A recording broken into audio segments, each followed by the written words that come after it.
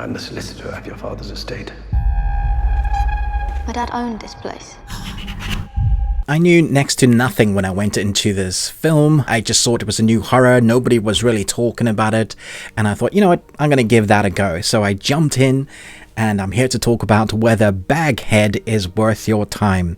It is a January movie release, so there is that stigma that goes with all films that come out in January, especially those ones that you really haven't heard of, are not really good.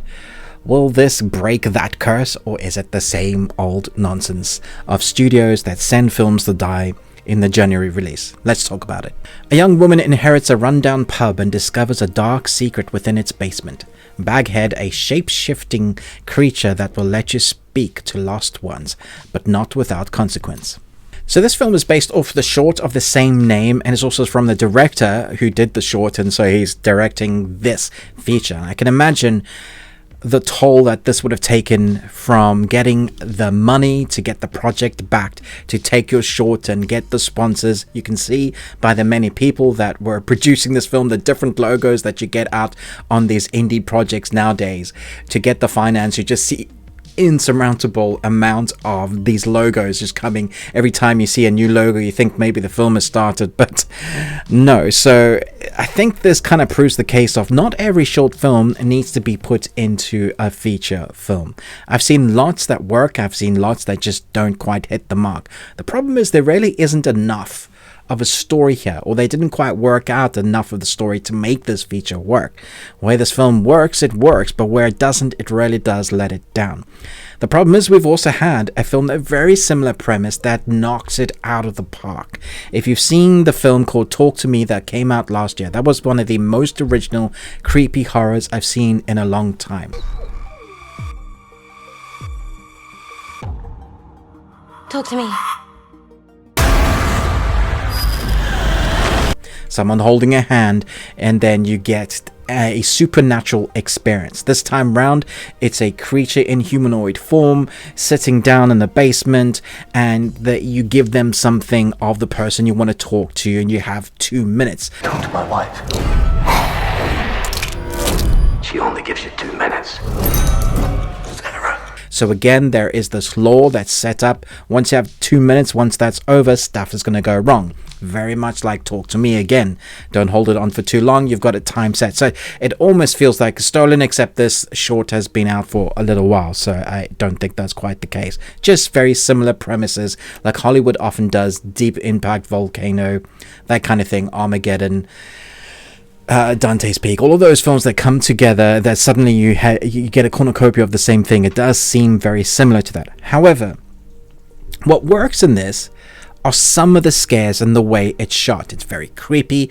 The house that this is shot in is very, very dark. It's definitely a film that you're not going to be able to watch at home during the day.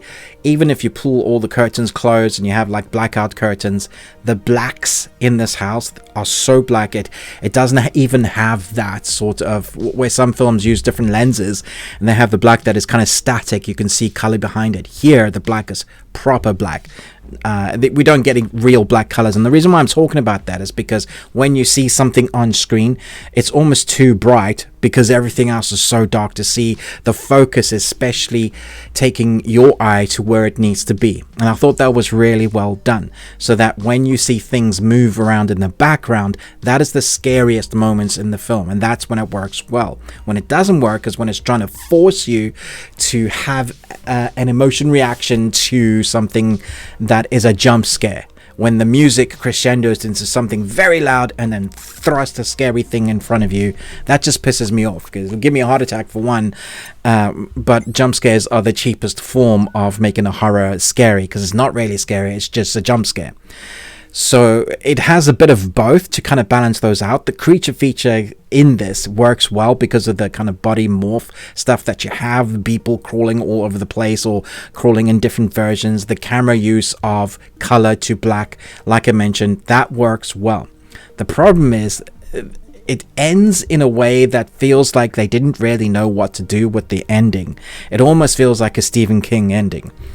which will give you an idea which way this goes. So they went to a place with the story, with our characters that now have inherited this house.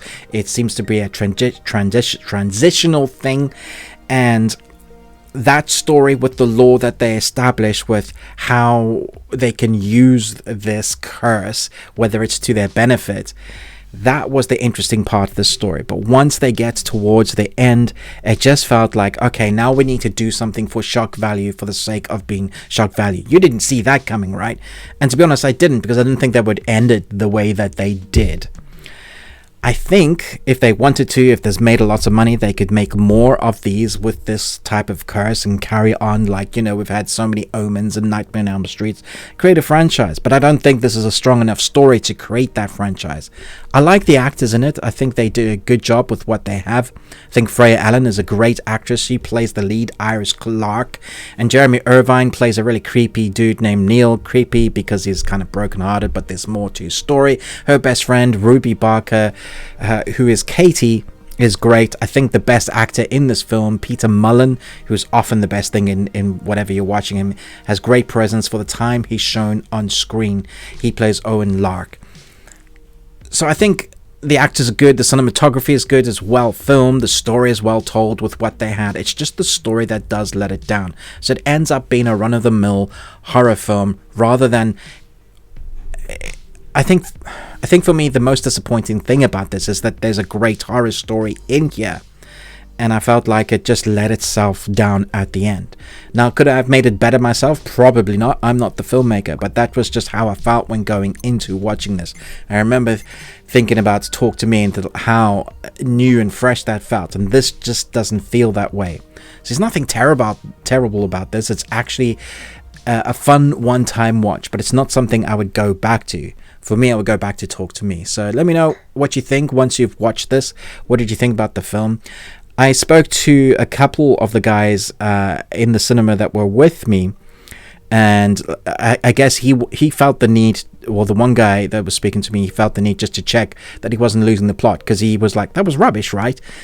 And my response was like, yeah, that wasn't great. So there's definitely the same sort of feeling from different people in the cinema that just, you know, they kind of left going, oh, is that it? Really? So I'm going to give this 2.5 Nicolas Cages out of 5. You got one. It's kind of run-of-the-mill. Definitely worth watching one time, but I don't know if it's worth the cinema trip, maybe waiting for a digital or streaming release even, that you won't feel hard done by spending your cash that way. Let me know your thoughts and feelings about this. Thanks so much for watching, but most of all, until next time, remember, live long and Tuesday.